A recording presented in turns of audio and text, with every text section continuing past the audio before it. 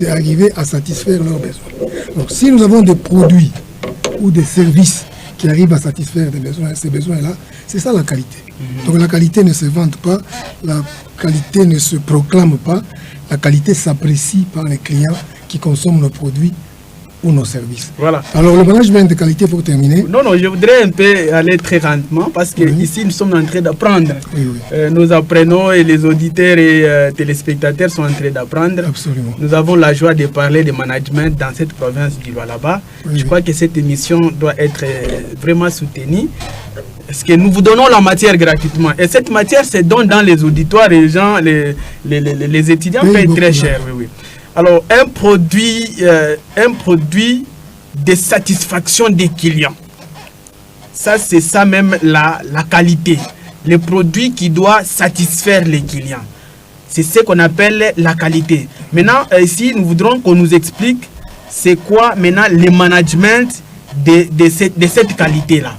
C'est quoi le management de la qualité? Le management de la qualité, c'est planifier la qualité, organiser la qualité, diriger et contrôler la qualité. Qu'est-ce que je veux dire par là? Oui. Parmi les grands auteurs de management, tout à fait, et spécifiquement management de la qualité, oui, il y a un certain Deming. Edouard Deming. Deming, il a élaboré la théorie de la roue de Deming. La roue de Deming.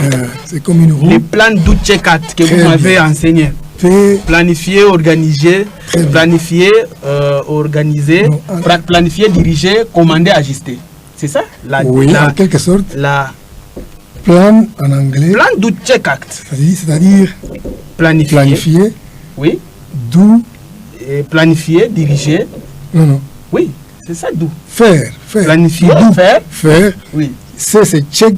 Oui, check, c'est contrôler. Oui. Et puis acte, c'est ajuster. Ajuster, agir. Agir, voilà. C'est-à-dire, plan d'Utchekat. Le PA, oui, le plan signifie mettre par écrit votre plan. Ok.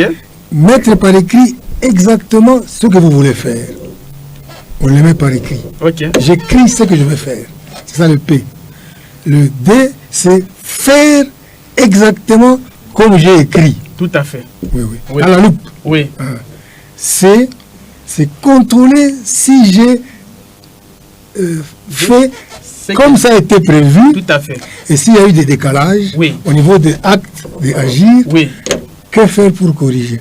Cette roue-là, c'est la théorie de l'amélioration continue. La théorie de l'amélioration continue. À chaque fois que vous trouvez des failles, il faut corriger pour améliorer le système. Donc ici, nous allons dire que William Edouard Deming est considéré comme le père de management de la qualité. Absolument. Merci beaucoup.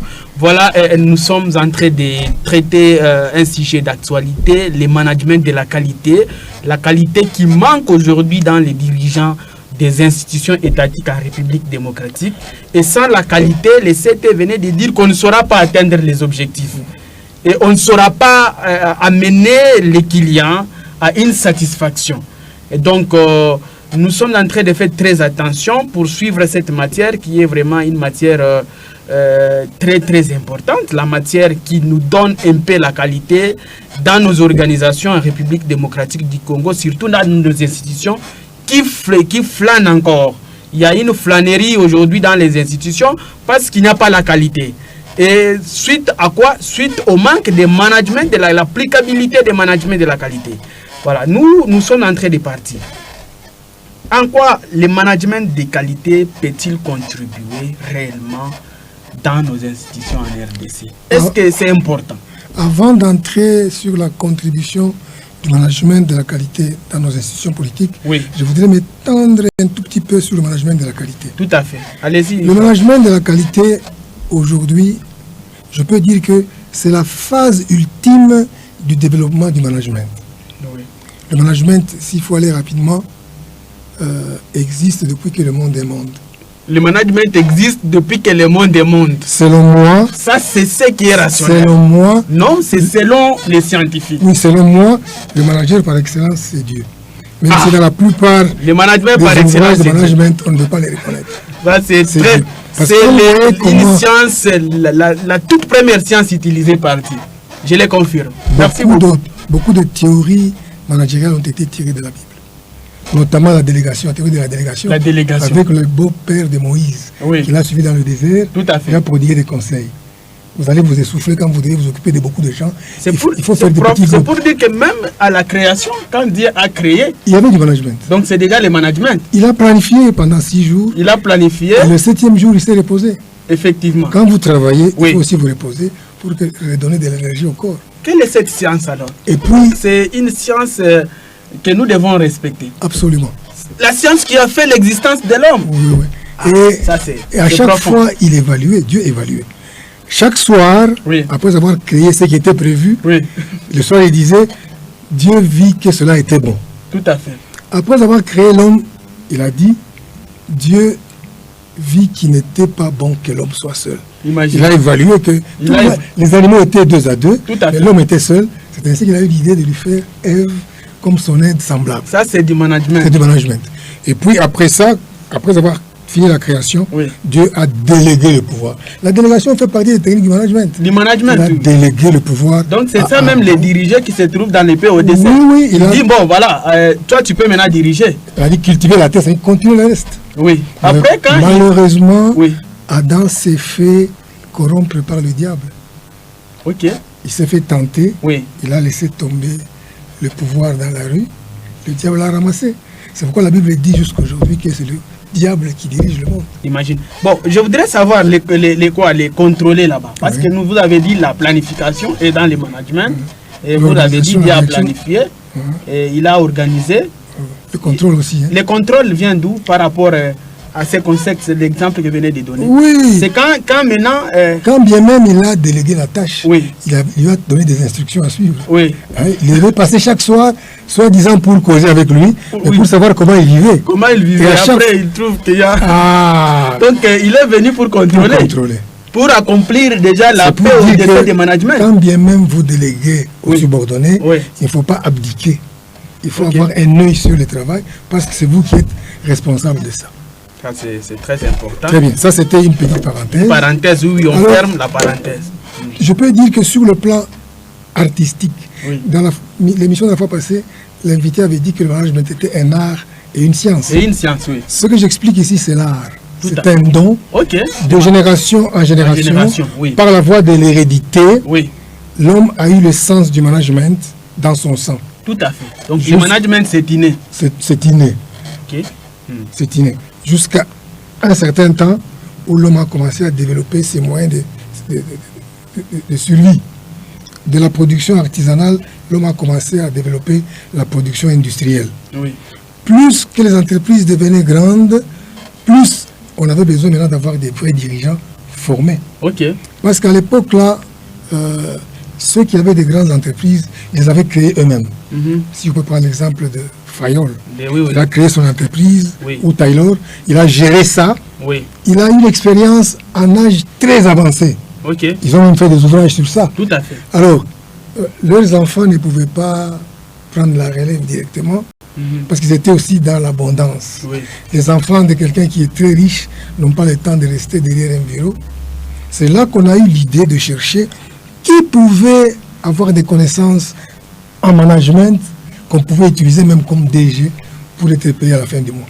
C'est ainsi qu'il y a eu des petits chercheurs qui sont improvisés, des gens comme vous, des curieux, qui ont suivi les gens qui avaient réussi avec le management art. Fayol, Taylor et consorts. Quels sont les secrets de votre réussite?